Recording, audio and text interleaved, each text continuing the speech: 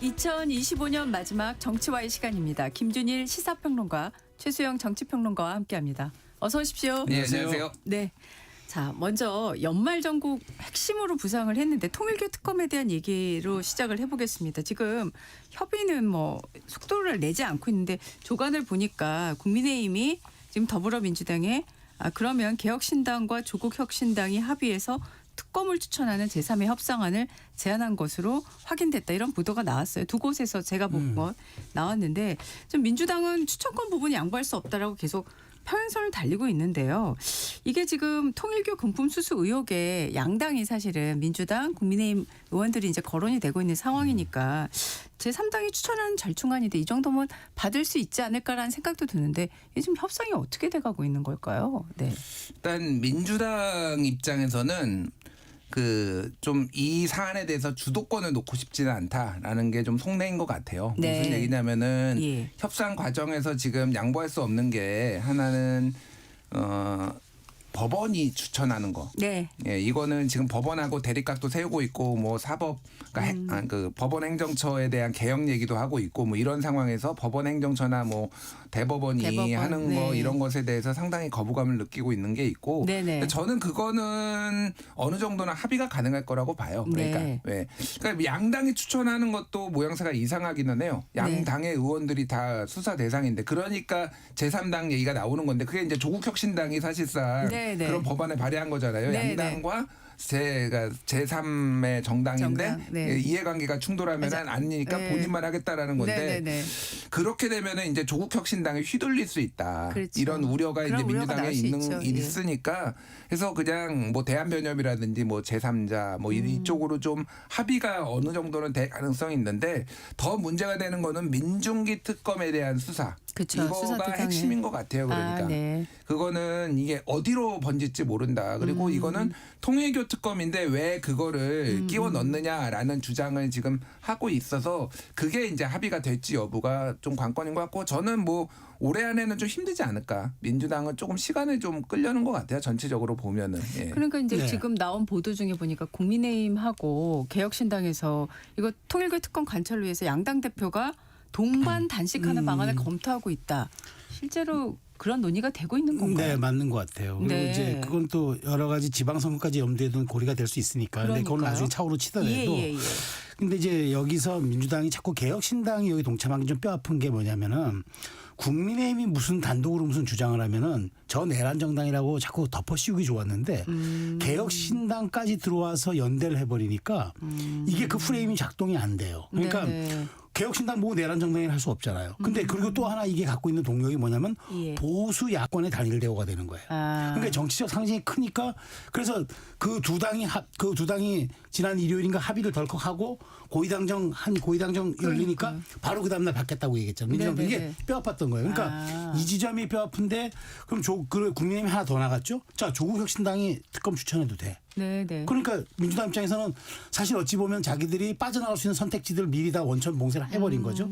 게다가 지금 말씀하신 것처럼 민중기 특검을 여기 안에 갖다 놓는 잘못하면 제2의 드루킹이 될 수도 있어요. 의도하지 않았던 일종의 사이드 이펙트. 그러니까 네, 부작용이 나올 수가 있는 네네네. 거죠. 그래서 네. 이제 이런 저런 것들이 고민돼서 하는 건데 근데 명분 싸움에서 지금은 민주당이 안 되죠. 왜냐하면 헌재 끌어들이고 지금 변협 끌어들이고 하는데 저 민변 끌어들이고 하는데 네네. 헌재 같은 경우 나중에 추천받았다가 이 과정에서 또 헌법재판소하고 충돌할 지점이 나오면 또 어떡합니까? 그러니까 여러 가지가 있어서 네. 민주당 입장에서는 침대 축하할 수밖에 없을 거예요. 어떻게든 이 이슈가 조금 잦아들고 연말 연초 정국 가면서 네. 조금 출구를 모색할 수 있으면 모를까. 지금 현재는 실리도 명분도 다 없기 때문에 네. 지금 민주당 입장에서는 시간 벌기 전략 할 수밖에 없다. 그런 점에서 지금 야당은 공간이 생겼어요. 근데 이제 시간 벌기가 마냥 될 수가 없는 게 실제로 지금 야권에 연루된 민주당 의사들 공소시효가 연말이면 끝낼 수도 있다라는 얘기를 계속하고 있잖아요. 그러니까 마냥 시간을 끌었다가는 결국은 이 삿바 싸움이 아니라 결국은 어느 정당, 지금 상황에서는 어느 정당한테 더 부담이 갈지는 사실 알 수는 없지만 그런 얘기가 나올 수밖에 없고 또 지금 보도가 보면 이 통일교가 정치권이 아니라 검찰에도 로비를 했다는 보도가 또 나왔잖아요. 예, 원했던 검사 한 명이 동부지검으로 배치됐다. 그리고 뭐 19일 날 한 총재 재판에 증인으로 한 전 통일교 직원이 2017년에 검찰 로비 자금으로 현금이 나왔다는 증언도 했다. 이런 보도가 나왔단 말이죠. 그럼 이게 되게 그 불씨가 엄청 커질 수도 있는 사안인데 언제까지 이 협상을 이렇게 침대축고 말씀하셨고 하지만 계속 미룰 수는 없지 않겠습니까? 그 경찰이 지금 속도를 내고 있고 경찰이 지금 수사를 하는 걸 보면은 그리고 언론에 이제 보도되는 것들을 보면은 예. 이거를 뭐 어디를 봐주고 그런 것 같지는 않아요 현재. 그래서 예. 저는 이제 예. 공소시효 문제가 막 발생을 할 가능성도 배제할 수 없죠. 그러니까 이게 이제 정확하게 언제 받았는지는 아직 특정이 안 됐지만은 모르죠. 네. 2018년이면은 이제 정치자금법은 7년. 7년. 예, 뭐 금액으로도 뭐 3천만 원 이하가 될 경우에 특히 이제 네. 뇌물죄로 또 적용하기 어려운 부분 뭐 없죠. 등등등이 예. 있어서 예. 경찰이 기소할 수도 있어요, 제가 보기에. 예. 경찰이 기소하고 기소한 상태에서 이게 이제 특검 협상이 장기화되면은 경찰이 네. 기소한 거를 특검이 받을 가능성도 배제할 수 없다. 뭐 그거는 좀 지켜봐야 될 것 같고. 네네. 지금 오늘 정청래 대표가 지금 취임 첫 이제 기자회견을 네. 하면은 여기에서 종합특검, 2차 종합특검하고 사법개혁 얘기를 주로 할 가능성이 있는데 예. 여기 이거에 대해서도 언급이 안 나올 수는 없는 거죠. 기자들이 분명히 물어볼 테니까 예, 사실은 종합특검은 막 밀어붙이면서 이거는 통일교 특검은 또 이제 막 시간 끌고 네. 이것도 이상하잖아요. 그러니까 예. 물론 뭐 그렇게 주장을 할 수 있지만은 그래서 생각보다 또 빨리 진행될 수도 있겠다. 뭐 이런 몇 가지 쟁점들이 좀 해소가 되면은 그런 네네. 생각이 듭니다. 알겠습니다. 근데 저는 하나 말씀드리면 네. 야당 입장에서는 예. 국민의힘은 이번에 육참골단 전략을 쓴 거거든요. 그러니까 내 살을 내어주고 네. 상대 뼈를 취하겠다. 네네네. 왜냐하면 자기들도 손실을 감내하는 거니까. 네네. 근데 이제 민주당 입장에서는 만일 이거 침대 축구, 그러니까 무슨 뭐 이제 경찰이 뭐 기소하고 그건 나중 문제고 어쨌든 국민의 눈에 네. 민주당이 시간 끌기 전략으로 일관하다가 결국 이제 이게 유야무야 됐다 그러잖아요. 예. 그러면 정치적으로 명분은 야당이 훨씬 쌓아나는 그런 이제 네네네. 이른바 좀 말하자면 그 장사로 치면은 남는 장사를 하는 거예요. 그렇기 때문에 민주당 입장에서는 이거를 설령 나중에 이제 이거 못해서 그냥 유야무야 되더라도 뭐 큰 손실은 입지 않고 아마 적은 손실을 입는 거라고 본인들 생각을 하는 것 같아요. 그래서 제가 보기에 이게 어쩌면 유야무야 끝날 가능성도 있다고 저는 보는데 예. 그렇게 되면은 아마 야당 입장에서는 지선에서 굉장한 명분 축적의 공간이 생기기 때문에 네. 아마 정치적으로도 그런 손익계산까지 하고 있을 겁니다. 알겠습니다. 근데 이제 육참고위단을 말씀하셨는데 그 민주당이나 뭐 이쪽에서도 육참고위단이라는 얘기가 나와요. 예, 무슨 얘기냐면 이거 하면은 오히려 역드루킹이다. 국힘이 훨씬 더 아플 거다. 뭐 이런 얘기가 나오니까 그 최근에 이제 그 한학자 총재한테 보고된 그 3,000쪽짜리 뭐 네, 그거 네. 보면은 국민의힘 의원들 이름이 훨씬 더 많이 나온다라는 거예요. 예를 들면은 뭐 윤석열 그 이름도 29번 뭐 이런 식으로 해서 훨씬 더 많이 나와서 특히 이제 소위 말하는 성남 라인 뭐 이쪽의 핵심들이라고 해요. 정권의 핵심들은 뭐 동아일보가 며칠 전에 보도도 네네. 했는데 아예 없다. 이쪽은 별로 큰 타격 없다라는 게 민주당의 생각이라서 누가 이제 네. 뼈를 내줄지는 네. 봐야 될 것 같습니다. 아, 예. 네. 알겠습니다.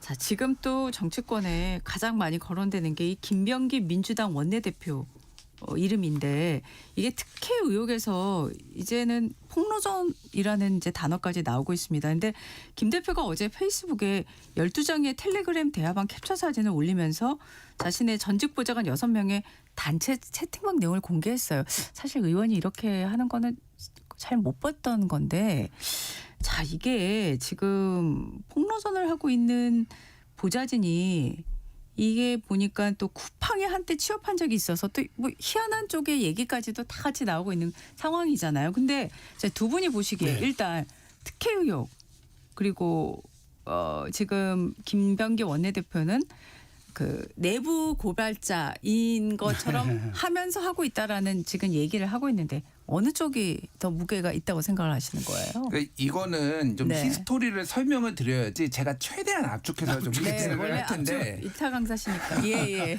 네. 이게 이제 처음에 이제 불거진 거가 큰아들, 그러니까 김병기 의원의 큰아들의 국정원 특혜 채용 의혹이 있었어요. 있었죠. 2014년에 지원했는데 신원조사에서 탈락을 했고, 그래서 김병기 의원이 이거를 이제 문제 제기를 했고, 근데 그때 당시에 이제 국회 정보위 야당 간사였거든요. 원래 국정원 출신이고 하다 보니까 네. 그 다음에 이제 국정원이 재검토를 한 다음에 이제 채용을 해요.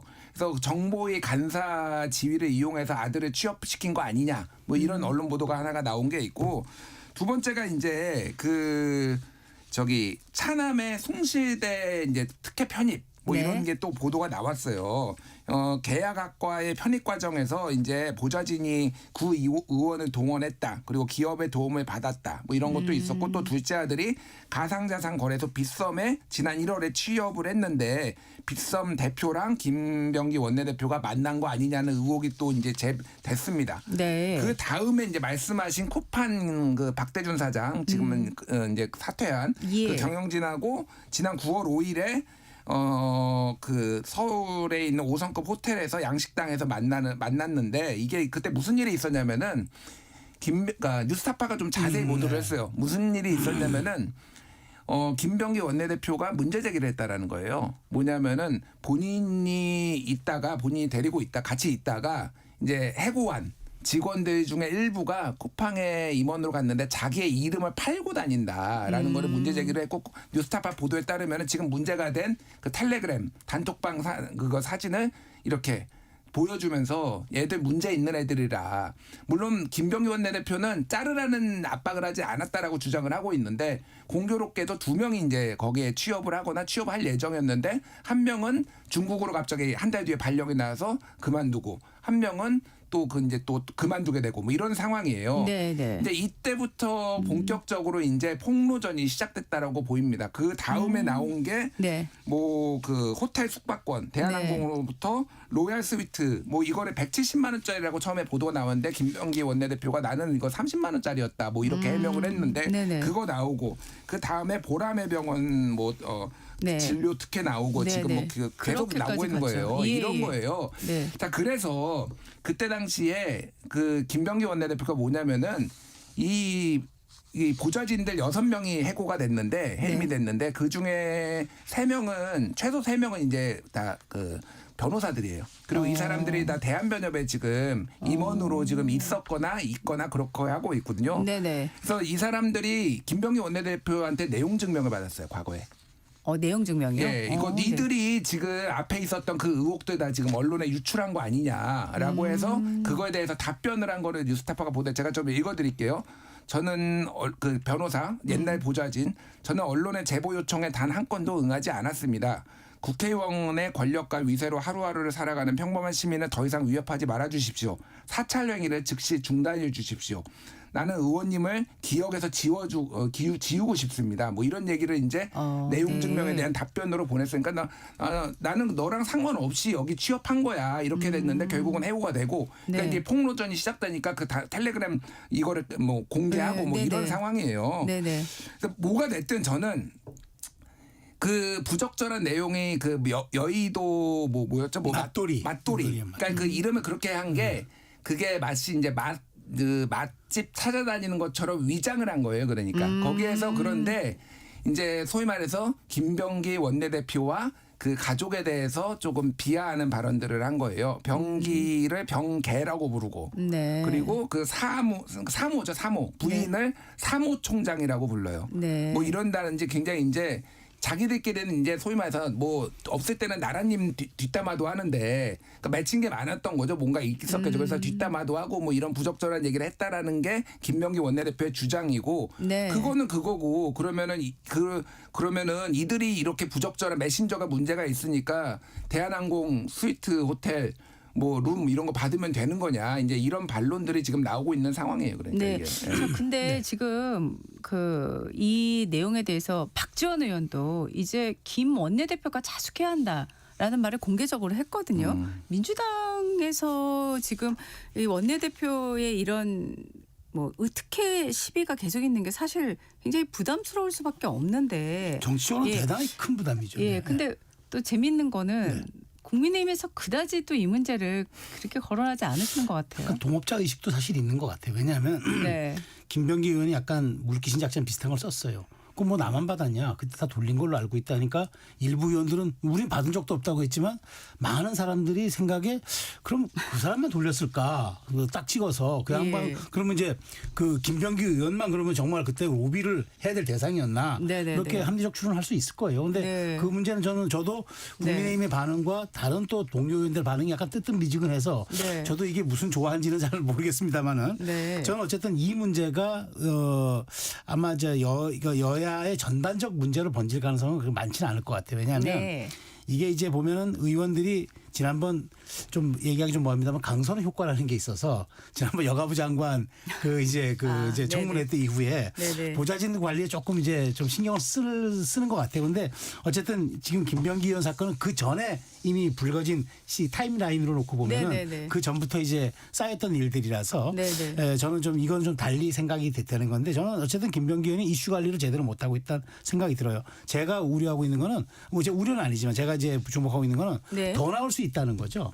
지금 보면 이제까지 나왔던 게 뭐 이것 이상 없을까? 왜냐하면 지금 보면은 뭐 김준일 평론가 말씀하신 대로 네. 여기에 대해서 이제 뭐 이게 그 저쪽에서 공개한 사람들이라고 그쪽에 부적절성을 공박을 해도 그렇다고 해서 본질은 달라지지 않죠. 네, 네. 부적절한 부탁을 했거나 네. 혹은 뭐 지시했거나 이러면은 그건 그 자체가 얘기가 안 되는 거기 때문에 네, 네. 저는 그런 측면에서 어쨌든 지금 김병기 의원은 굉장히 큰 위기에 처한 건 분명해 보여요. 네. 근데 그래서 이제 갑자기 태도를 바꿔서 공손하게 지금 뭐 기자회견도 하고 이렇게 얘기하는데 제가 보기에 그래서 될 문제가 아니라 더더군다나 이번에 반격을 한 게 그 이른바 텔레그램 방에 있는 네. 건 캡처본을 했는데 그거 어디서 입수했겠어요. 네, 지금 남아 있는 네. 보좌진의 그 뭐 막내라고 얘기한 예, 사람의 예. 것을 이제 받았으면 그거는 정보통신망법 위반이 되겠죠. 네, 지금 그것 때문에 고소했다는 보도가 있어요. 예, 예. 그래서 저는 제가 보기에 이건 이제 이전 투구 양상으로 가는데 네. 이거 빨리 이거 좀 제어하지 않거나 관료 수습하지 않고 김병기 의원도 어쨌든 그 정보기관 출신 아닙니까? 네. 그러니까 저는 이거를 과거 같은 이제 그 뭐랄까 경험칙으로 다뤄서는 안 될 거다. 이거는 정치의 공간에서 벌어진 일을 네. 이게 뭐 사실 여부 관계라든가 아니면은 뭐 맞대응의 문제를 풀다가는 제가 보기에 더 큰 일이 벌어질 수 있다라는 생각이 듭니다. 그러니까 제가 이 정치권의 뭐 제가 정당 소속은 아니니까 이 밖에서 이제 보는 이거는 진짜 어처구니가 없는 일들이 지금 벌어지고 있다라는 생각이 들어요. 네. 뭐하냐 국회의원들. 그러니까 민주당 의원들은 본인들 원내대표라고 한마디도 안 해요. 박지원 의원이 좀 처신 그 정도 짬밥 되는 분이니까 지금 얘기를 하는 거지.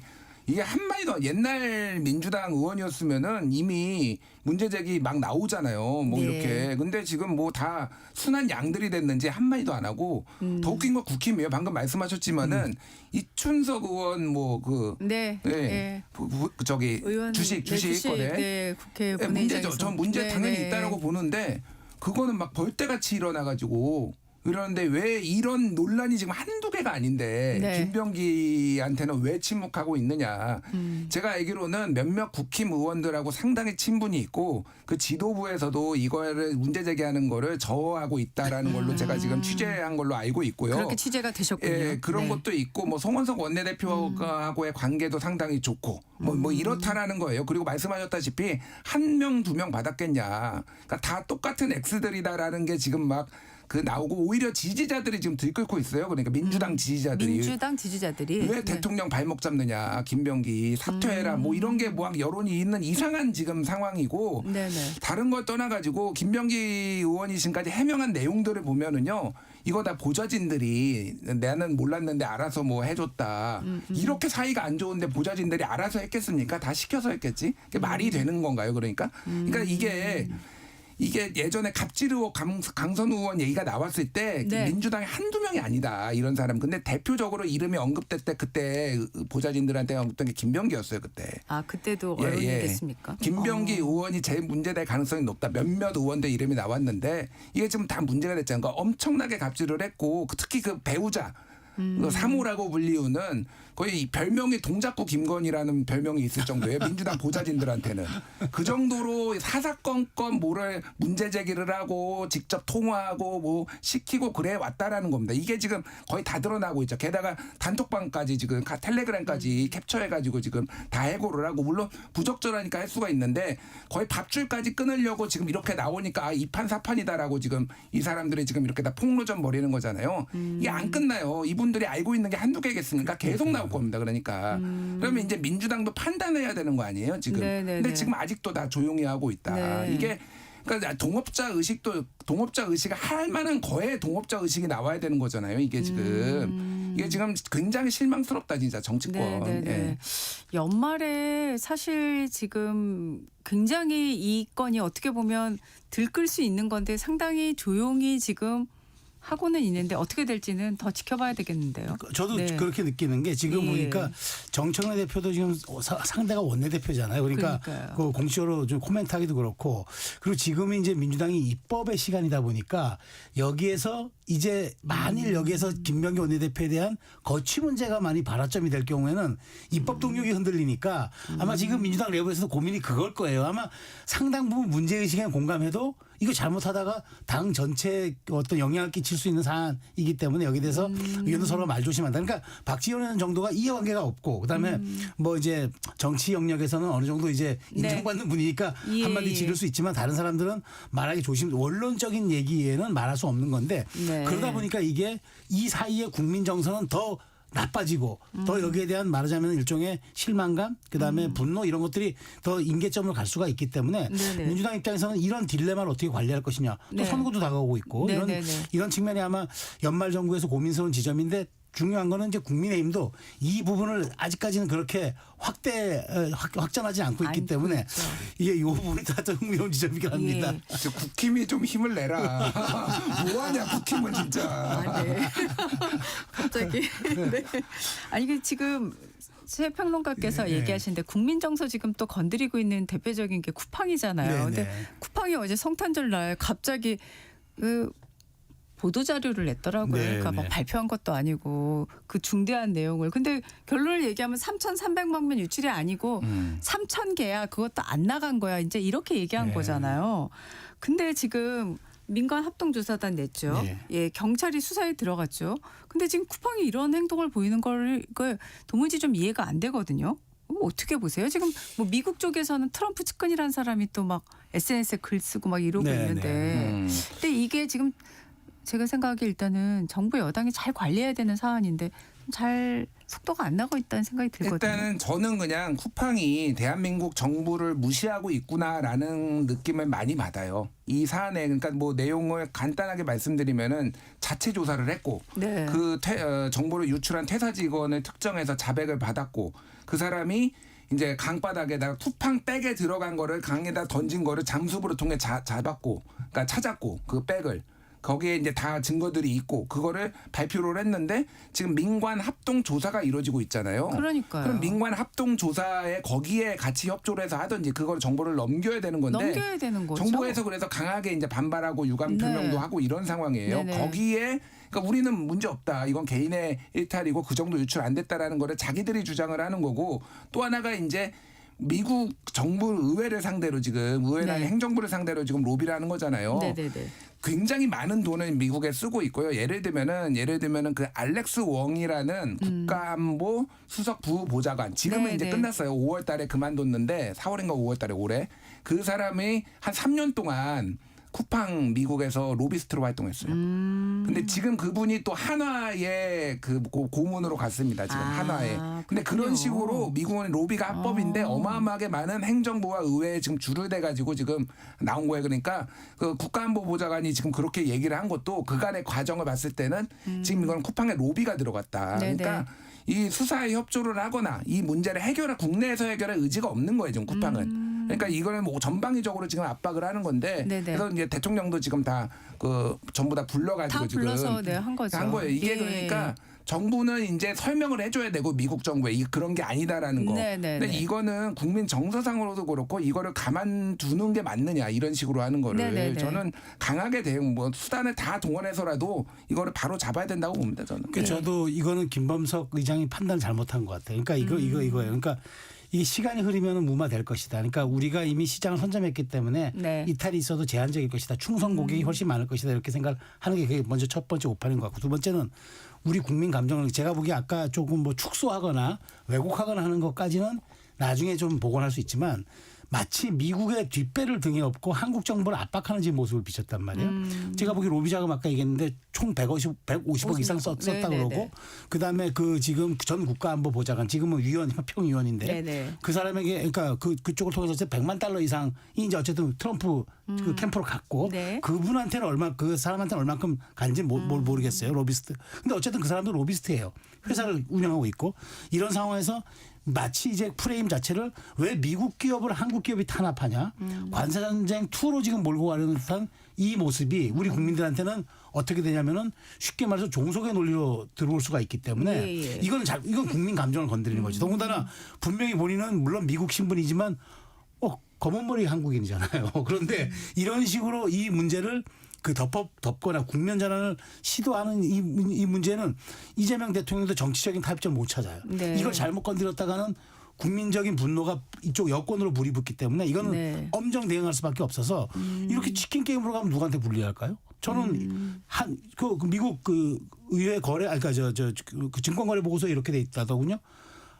실제 쿠팡은 미국 법인이지만 네. 이 쿠팡의 경쟁력인 시장 마켓 쉐어는 한국이 90%다. 네. 한국 90% 무너지면 미국에 있는 법인 껍데기인데 저는 그거는 지금 김범석 의장이 매우 잘못 판단하고 있고 이 국민 감정의 영린을 건드리는 쪽으로 가고 있어서 이 부분을 얼마큼 이제 여권이 정교하게 관리하느냐가 좀 주목할 대목이 될 것 같아요. 네.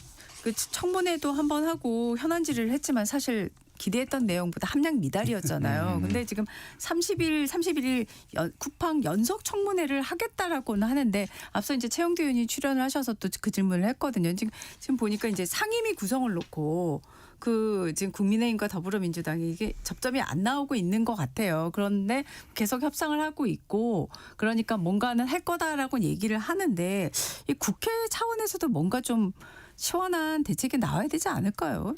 아니 이제 연석 이제 회의 네네. 아니 회의가 아니라 연속 청문회를 네네. 한다라는 거고 국민의힘에서는 국정조사를 해야 된다라는 그렇게 건데 얘기는 하죠. 그러니까 이런 것까지 지금 서로 힘겨루기를 할 건가 저는 그러니까요. 이게 누구의 유불리가 있는 게 아니잖아요 예, 지금 예. 그래서 그냥 뭐가 됐든 그냥 합의 좀 해라 깊게 얘기할 건 아니고 쓸데없는 거에 좀 힘 빼지 말라 좀 말씀드리고 싶어요. 저는 짧게 네. 말씀드릴게요. 네. 이거 차라리 국회 여야 합의해가지고 네. 미국 방문단을 꾸려서 쿠팡 미국 본사를 방문해가지고 네. 거기에 미국 법에 적용을 받으니까 네, 네. 거기 가서 청문회하거나 이럴 수는 없지만 네. 현장 조사를 한번 하겠다라는 네. 명분으로 여야가 같이 가는 거예요. 네, 네. 우리가 현장 국정감사도 하는데 네, 네. 차라리 그렇게 해서라도 쇼잉이 되더라도 네. 김범석 의장이 있다는 미국에 가서 무언가 하는 모습을 보여주는 게 맞지 저쪽에서는 뻔하게 대응하는 이 시간 벌기 전략으로 나오는데 네. 여기에서 계속 국회에서 연속 청문회 해봐야 그게 실익이 있을까요? 그건 언론 보여주기용밖에 안 돼서 네, 차라리 저는 미국 정부하고 대상하고 협의해가지고 미국 현지 방문을 통해서 며칠이라도 현장 방문한 현지 조사 이런 것들이 저는 훨씬 실효성도 있고 그다음에 국민들 눈에도 뭔가 활동하는 것처럼 보여지지 않을까 저는 그렇게 생각해요. 예. 지금 사태는 지금 한국 정부 패싱이란 단어가 나오고 있고 지금 검은 머리 외국인 얘기도 하셨지만 상당 부분이 지금 이 쿠팡 이용자가 많기 때문에 더 점점점 정서가 안 좋은 쪽으로 흘러갈 가능성이 큰다 이런 생각이 듭니다. 저희가 잠시 브레이크 타임을 갖고요. 잠시 후에 다시 정치와이 돌아오겠습니다.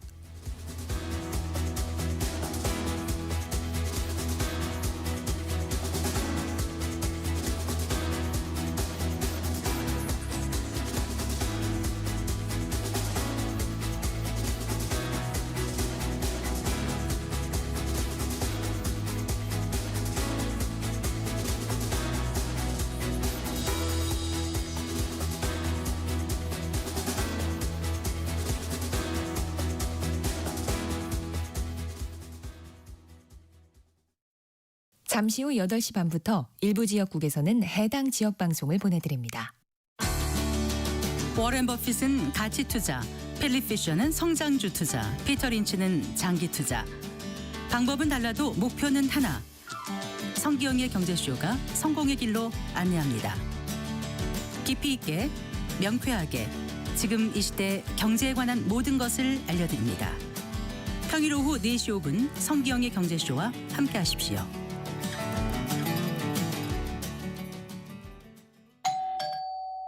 편지 왔습니다. 퇴근길 지친 당신에게 힘이 되는 뉴스를 전해드립니다. 매일 저녁 5시 5분 당신과 함께 읽는 세상 이야기 KBS 1라디오 뉴스레터 K 지금 시각은 8시 30분입니다. KBS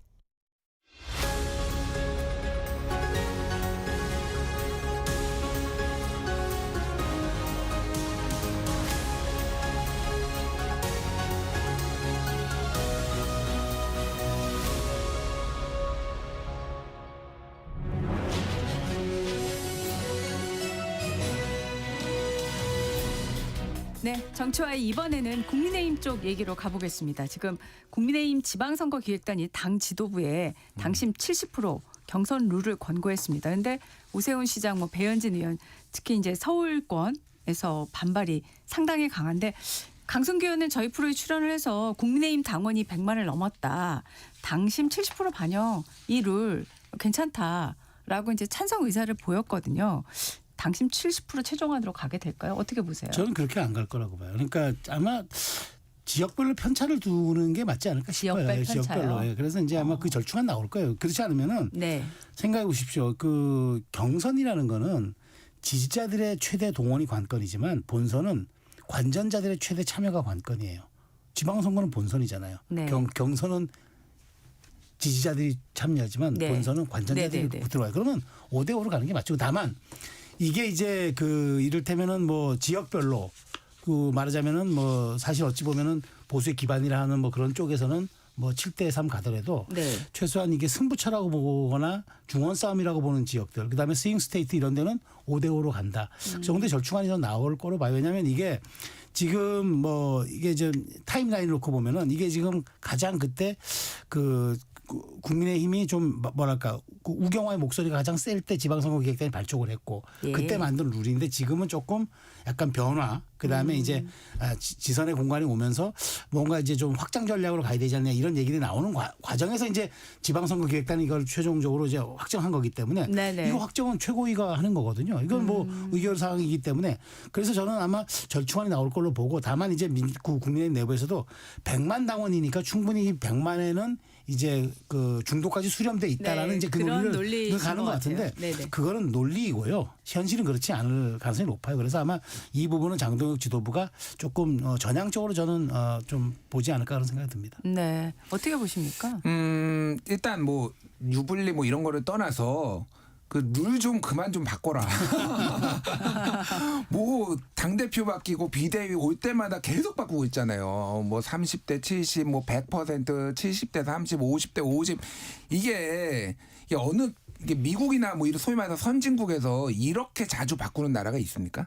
뭐만 있으면은 그러니까 논란이 생길 수밖에 없어요. 차라리 그냥 당신 100%로 해가지고 그거를 하면은 거기에 또 나름 적응도 하고 당원들도 적응을 하고. 네. 근데 맨날 이게 바꾸니까 이게 유불리도 따지고 당내 분란도 생기는 거거든요. 네네. 그래서 당심 70%로 하면은 최근에 이제 입당한 사람이 뭐 한 20만 명 된다라고 하니까 네. 그러면은 소위 말해서 짠물들이 더 많이 들어왔겠죠. 강성 당원들이. 그러면은 장도영 대표 입장에서는 본인이 좀 소위 말해서 컨트롤할 수 있는 본인을 지지하는 사람이 많으니까 본인의 이제 줄 세우기를 할 수 있을 텐데 사실 지금 저는 뭐 그거를 70대 30으로 하든 50대 50으로 하든 네. 이게 국민의힘의 본질적으로 중요한 문제는 아니라고 봐요. 그거는 그 내부의 논리고 네. 결국은 핵심은 당이 변하느냐 안 변하느냐 윤석열과 절연을 할 수 있느냐 없느냐 이게 핵심이거든요. 네, 그래서 네. 뭐 내부에서는 이제 민감하겠죠. 뭐 오세훈 시장이나 이런 분들은 민감하겠지만은 네. 당이 변하는 게 최우선이다 제가 보기엔. 예. 알겠습니다. 그 이번에 그 필리버스터를 할 때 장동혁 대표가 제1야당 대표에선 이게 헌정사상 처음이라고 들었습니다. 그리고 24시간 네.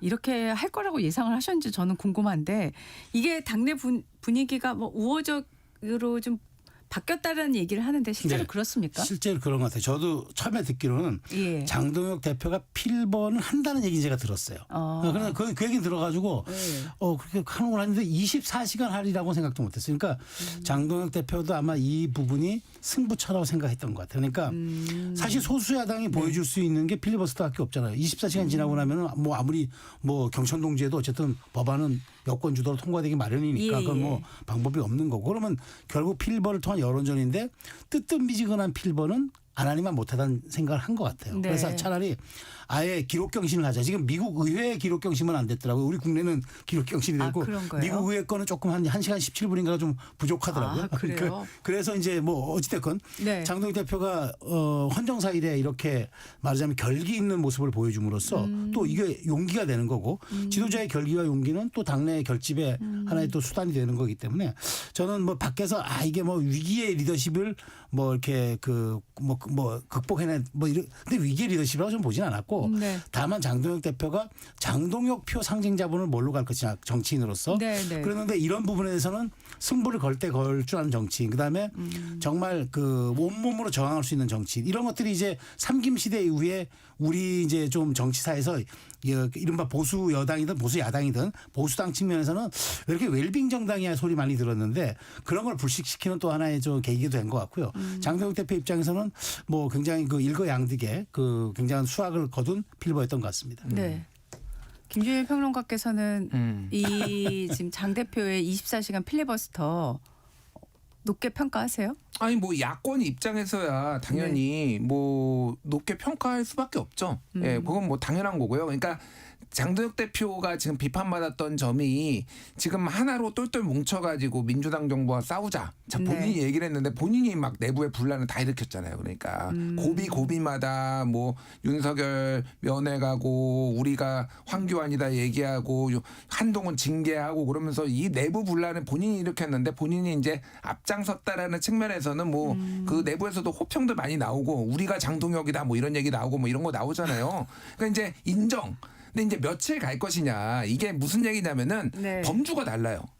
그 대여투쟁을 하는 것과 당을 쇄신하는 거는 뭐 예를 들면 이런 겁니다. 수능에서 국어를 너무 잘했어요. 그 국어를 만점 받았는데 지금 영어랑 수학은 지금 과락이에요. 지금 15점 나온 거예요. 그러니까 그럼 뭐 공부 더 해야지라고 얘기를 최근을 하고 있는데 야 만점 받았잖아 국어 이렇게 얘기하는 건 마찬가지니까 당 쇄신의 문제는 이거는 다시 논란이 불거질 수밖에 없는 거죠. 지금 그런 상황이에요. 예. 당세신 얘기하셔서요. 지금 이번 그 24시간 필리버스터 이후에 이제 한동훈 전 대표의 반응도 상당히 지금 화제가 되고 있잖아요. 노고가 많았다 이런 말 했고요. 또 함께 싸우자 이거 어떻게 해석해야 될까요? 이거는 통합의 시그널이죠. 통합의 시그널이요? 한동훈 전 대표가 또 뭐라 했어요. 지난 북코스 등가에 가서 그 잘못이 있으면 잘못을 시인할 줄 아는 것도 용기다. 뭐 이렇게 얘기하면서 통합의 메시지를 계속 이제 발신했어요. 이제 이러다가 이제 온 건데 최근 이제 오늘 조간들 놓고 보니까 이제 흥미로운 이제 네이밍들이 나와요. 장동석, 장한석. 그러니까 장동혁과 한동훈과 이준석.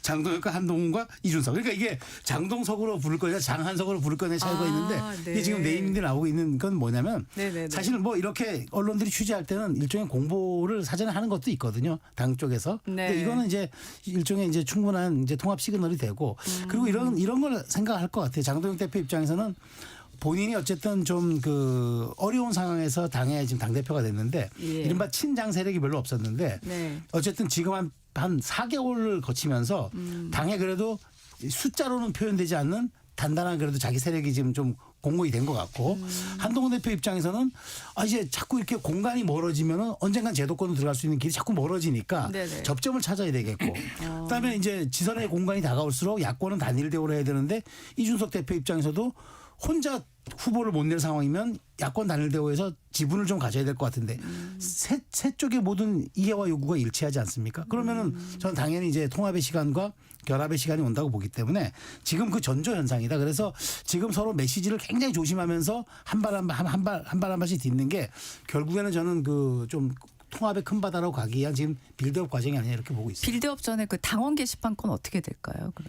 일단 그 당원 게시판 얘기하기 전에 방금 말씀하셨던 그 네이밍이요. 네이명, 장동석. 예. 장한석. 장동석. 이제 오늘 언론들을 보니까 동아일보가 꿈틀대는 장동석 이렇게 썼고요. 조선일보가 접점 찾으려는 장한석 이렇게 썼어요.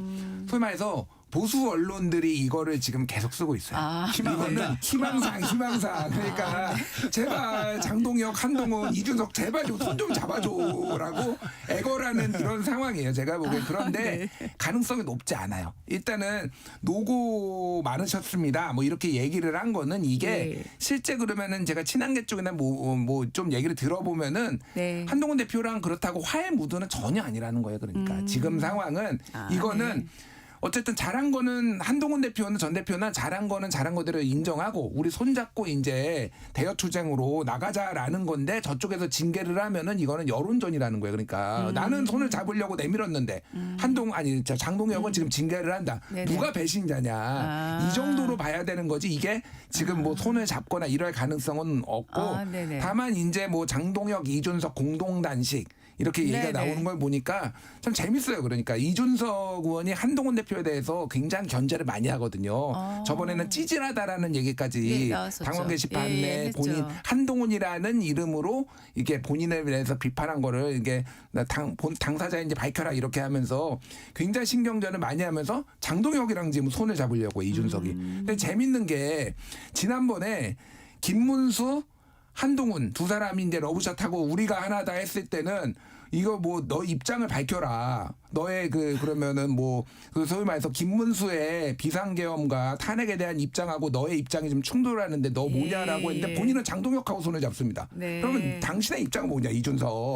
뭐 이런 얘기가 나올 수밖에 없는 거죠. 근데 오히려 견제를 하기 위해서 약간 그리고 뭐 통일교 특검을 탄력을 받기 위해서 지금 둘이 손을 잡으려고 하고 있다. 이런 상황인 것 같아요. 네. 그래서 그 아까 통일교 특검 얘기하다가 지금 공동 단식 카드가 나와가지고 얘기를 지금 넘겼었는데 이 공동 단식 이 얘기는 어디서부터 나온 건가요? 아니 누가 이거는 질문 아니 그러니까 지금 야당의 공간이 열렸잖아요. 그나마 네. 제가 아까 통일교 특검을 하든 안 하든 이거는 야당으로서는 정치적 명분 축적의 시간이 딱 된 거란 말이에요. 네. 타이밍이 좋아요. 그런데 이걸 살리려 그러면은 입법으로 살릴 수는 없어요. 이쪽에서 어떻게 하더라도 여야 합의 구조가 되지 않으면은 이 특검법 통과는 무망해요. 그러면 야당이 보여줄 수 있는 거는 상징화된 장면뿐이에요. 그렇다면 야당 단일 대우라는 그림은 딱 되잖아요. 네. 개혁신당과 국민의힘은 의석수가 합쳐봐야 110석이지만 네. 야권의 단일 대우라는 그러니까 보수 야권의 단일 대우라는 아주 명징한 이게 시그널이 있는 거예요. 근데 거기에 두 대표가 단식을 한다? 투샷으로 딱 그림 잡힌다? 이거는 민주당 입장에서 상당한 부담이 되고 네. 지방선거 전국에서 하든 안 하든 일종의 그 자체가 어떤 미래를 보여주는 일종의 어떤 티저 영상 같은 게 되는 거예요. 그렇기 때문에 지금 그 국민의힘 그 두 사람 장동혁, 이준석 입장에서는 공동단식이라는 의제를 입에 꺼내는 순간 네. 언론의 주목도라든가 그쵸. 관심도는 굉장히 올라갈 거예요. 올라갈 그렇다면 수밖에 저는 없죠. 민주당은 마지막 뭐 법 왜곡죄니 뭐 종합 내란 특검이니 이걸로 이제 계속 몰아붙일 텐데 얼마나 선명한 구도입니까? 통일교 특검으로. 그렇기 네네. 때문에 정치적으로 굉장히 저는 이거는 탁월한 승부수여서 아마 두 사람 입에서는 계속 이 얘기가 나올 겁니다. 여권으로서는 상당한 압박이죠. 연말에 공동 단식이 실제로 갈지 오늘 아침에 이 분위기를 봐서는 이준석 대표는 상당히 또 의미를 크게 부여하려는 그런 모습도 보이긴 하더라고요. 네, 이제 뭐 저는 반반으로 봐요. 그렇게 반반? 안 갈 가능성도 있고. 안 갈 가능성도 왜냐면 있고. 이거는 스포트 그러니까 장동혁 대표 입장에서는 스포트라이트를 혼자 온전히 받아야 되는데 이거를 또 이준석 그러면 의석수로 보면은 3석에 107석이잖아요. 그러면 이거는 이준석의 존재감을 너무 키워주는 거로 이제 볼 수도 있는데 말씀하셨다시피 지방선거에 대한 연대를 위해서 좀 길게 보고 갈 수도 있고. 네. 근데 개혁신당에서는 지방선거 연대하고는 전혀 다른 문제고 검토하고 있지 않다라고 또 선긋고 있거든요. 네네네네. 뭐 그런 상황이라서 필요하면은 두 사람이 할 수도 있는데 아직 네. 안 할 가능성도 저는 있다. 예. 짧게 하나 더 말씀. 아까 이제 한동훈 대표가 여기 합류하기 어려울 거다는 얘기. 그 가능성이 있으면 이 공동단식이 더 큰 거예요. 그러니까 이준석을 이용해서 한동훈을 제압하는 이 제한이 가능하기 때문에 네. 장동혁 대표 입장에서는 공동단식 카드가 그렇게 나쁘지 않을 수도 있다는 말씀을 드리는 우리 겁니다. 최소연 평론가께서 워낙 그 고전에 해박하세요. 그래서 이제이가 아니고 이제한 일을 하신 거죠. 예. 알겠습니다. 내년에도 아마 흥미진진한 정치 소식을 두 분으로부터 듣겠습니다. 오늘 김준일 시사평론가, 최수영 정치평론가와 함께했습니다. 두 분 새해 뵙겠습니다. 고맙습니다. 감사합니다. 이어서 날씨 정보 전해드리겠습니다.